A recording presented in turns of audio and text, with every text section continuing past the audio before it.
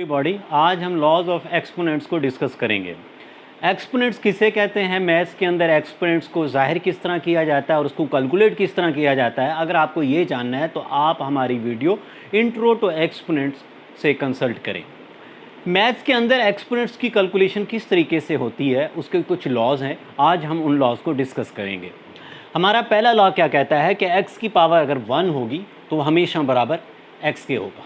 Let's say 2 की power 3 है। जैसा कि हमने अपनी पहली वीडियो में डिस्कस किया था कि 2 जो है वो बेस है जिसने मल्टीप्लाई होना है, और 3 पावर है जिसने ये बताना है कि 2 ने कितनी दफ़ा रिपीट होना है।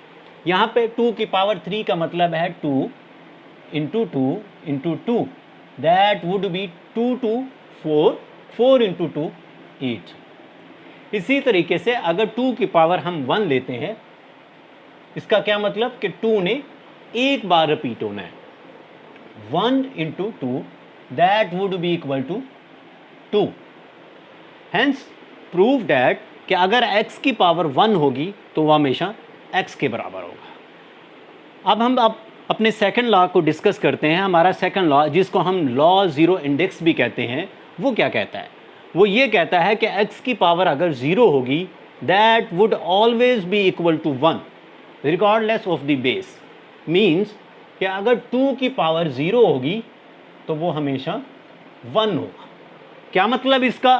कि 2 0 बार रिपीट होगा। अब हम अपने तीसरे लॉ की तरफ जानते हैं, जो ये कहता है कि x की वैल्यू या x की पावर अगर नेगेटिव होगी तो वो हमेशा बराबर होगा 1 डिवाइडेड बाय x की पावर n, और इसको हम नेगेटिव इंडेक्स लॉ भी कहते हैं।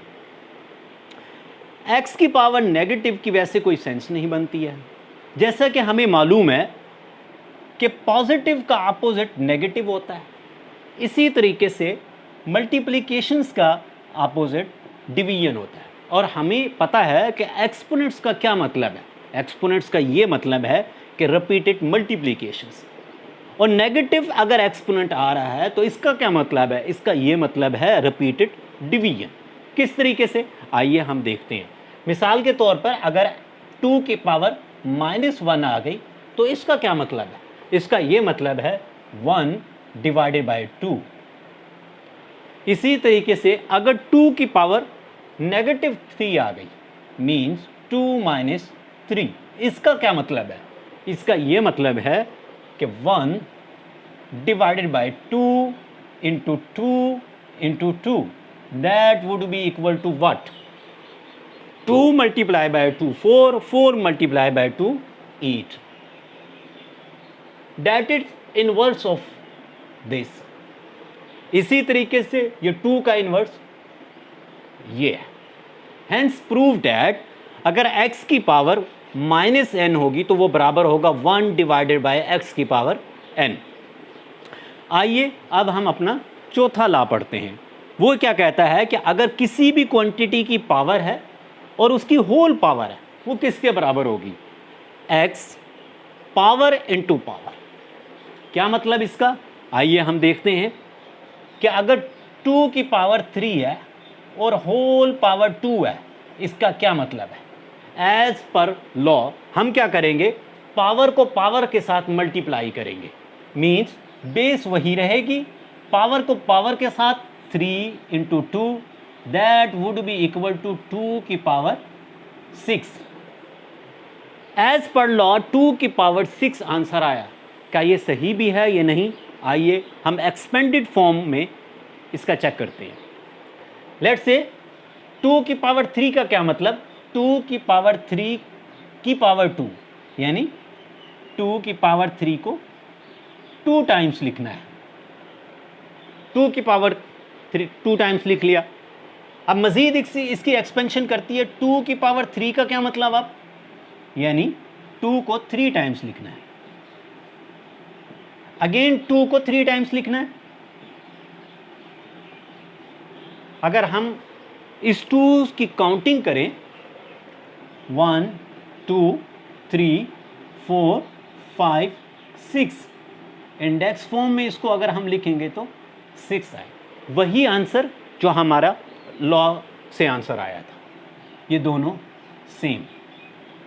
हैंस प्रूव डैट कि अगर x की पावर m का होल पावर आएगी तो that would be equal to x m into n। अब हम अपना पांचवा लॉ डिस्कस करते हैं। पांचवा लॉ क्या कहता है कि अगर बेसिस सेम होगी और पावर डिफरेंट होगी तो पावर दोनों ऐड हो जाएगी और बेस सेम रहेगी। इसको हम मल्टीप्लिकेशन लॉ भी कहते हैं। लेट्स से कि हमारे पास दो बेसिस हैं जो कि सेम है और इसकी पावर डिफरेंट है। लेट्स से कि एक की 2 है, एक की 3 है। एज पर लॉ हम इसको एक बेस लिखेंगे और पावर को क्या कर रहे हैं, हम ऐड ऑन कर रहे हैं। क्या ऐड कर रहे हैं, 2 + 3, that would be equal to 2 की पावर 5। आइए अब हम ये चेक करते हैं कि आया ये आंसर करेक्ट है या नहीं है। लेट्स से कि एक्सपेंडेड फॉर्म के अंदर 2 की पावर 2 का क्या मतलब है कि 2 ने 2 बार रिपीट होना है, 2 × 2। और 2 की पावर 3 का क्या मतलब कि 2 ने 3 बार रिपीट होना है, 2 × 2 × 2।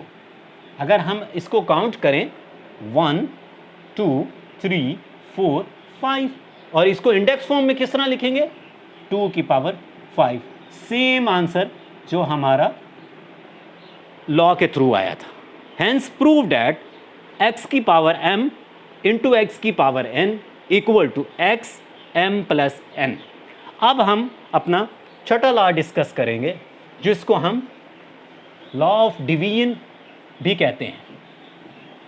उसका भी सेम कंसेप्ट है जिस तरीके से मल्टीप्लिकेशंस का है कि बेसिस सेम रहती है लेकिन पावर डिफरेंट है। इस केस के अंदर बेस अगेन सेम रहेगी लेकिन डिवीजन के अंदर जहां प्लस आ रहा था वहां यहां माइनस आ जाएगा। लेट्स से कि इसको हम हल करते हैं विद सेम बेस के साथ, मींस 2 के साथ, और इसकी पावर हम 4 रख देते हैं और इसकी 2 रख देते हैं। Let's say as per law 2 4 - 2 that would be equal to 2 की पावर 2। क्या 2 की पावर 2 सही भी है कि नहीं है? आइए अब हम एक्सपेंशन के थ्रू इसकी कैलकुलेशन करते हैं। 2 की पावर 4 का क्या मतलब है कि 2 4 टाइम्स रिपीट होगा और 2 की पावर 2 का क्या मतलब है, 2 बार रिपीट होगा। कॉमन फैक्टर ऊपर और नीचे होने का मतलब ये कि ये कैंसल आउट हो जाएंगे और हमारे पास आंसर क्या आएगा, 2 की पावर 2। Hence prove that. इसी तरीके से अगर हम ये देखते हैं कि हायर पावर अगर नीचे आ जाए और लोअर पावर ऊपर हो जाए तो उसकी कैलकुलेशन किस तरीके से करेंगे। लेट्स से कि सेम बेसिस है, न्यूमिनेटर और डिनोमिनेटर में नीचे पावर 4 है, ऊपर पावर 2 है। एज पर लॉ हम इसको किस तरीके से लिखेंगे, base 2 - 4 that would be equal to -2। As per third law of law indices हमें ये कहता है कि अगर नेगेटिव आ जाए तो इसका ये मतलब होता है रिपीटेड डिवीजन्स। तो हम इसको रिपीटेड डिवीजन्स में लिख सकते हैं, that would be equal to 1 2 × 2 और ये आ जाएगा 1/4। आइए अब हम अपना 7वां लॉ डिस्कस करते हैं जो हमें ये कहता है कि बेसिस डिफरेंट है और पावर 1 है।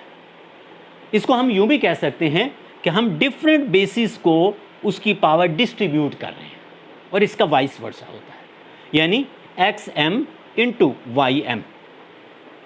लेट्स से कि हमारे पास दो बेसिस डिफरेंट है, एक 2 है और एक 3 है, लेकिन इसकी पावर 1 है, दैट इज 2।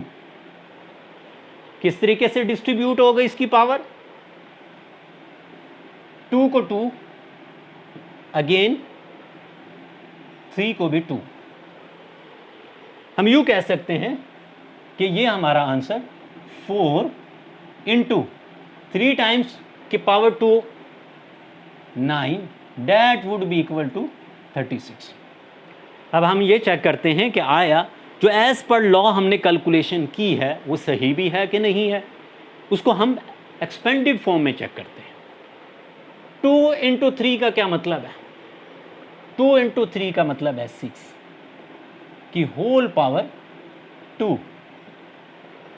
6 की पावर 2 का क्या मतलब? एज पर लॉ 1 कि 6 ने 2 टाइम्स रिपीट होना है, यानी 6 into 6 that would be equal to 36। Same answer. Hence prove that different bases with same power will be equal to x की पावर m into y की पावर m। अब हम अपना आखिरी लॉ पढ़ते हैं कि x की पावर डिफरेंट बेसिस हों, एक न्यूमिनेटर में और एक डिनोमिनेटर में, और होल पावर n हो, किसके बराबर होगा? x की power n divided by y की पावर n। आइए अब हम इसको एग्जाम्पल के थ्रू हल करते हैं।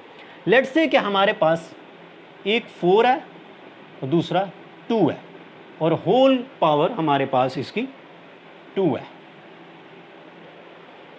अब हम डिस्ट्रीब्यूट कर देते हैं। 4 की पावर 2 डिवाइडेड बाय 2 की पावर 2। 4 की पावर 2 किसके बराबर हो जाएगा हमारा? That would be equal to 16। और 2 की पावर 2 का क्या मतलब है? That would be equal to 4। 4 1 the 4, 4 4 the 16, that is 4। Check करते हैं कि आया ये 4 जो कि हमने इस फार्मूले के तहत निकाला है सही भी है कि नहीं है। लेट्स से कि हम इसको अब कैलकुलेट करते हैं। 4 बाई 2 का क्या मतलब? 2 1 द 2 और 2 2 द 4, यानी 2 का होल 2। अगेन पहला लॉ, फर्स्ट लॉ हमें ये कहता है बेस और ये पावर, यानी 2 को 2 बार रिपीट होना है। 2 into 2 that would be equal to 4। Hence prove that कि हमारा ये last law x divided by y का होल n बराबर है xn डिवाइडेड बाय yn। हमारी वीडियो देखने का बहुत शुक्रिया। इस टॉपिक के रिलेटेड या किसी और टॉपिक के रिलेटेड कोई आपका क्वेश्चन हो जो आपको समझ ना आ रहा हो, हमें कमेंट सेक्शन के अंदर कमेंट कीजिए या हमें ईमेल कीजिए info@brookfieldcenter.com। और याद रखिए हमें सब्सक्राइब कीजिए। अल्लाह हाफिज़।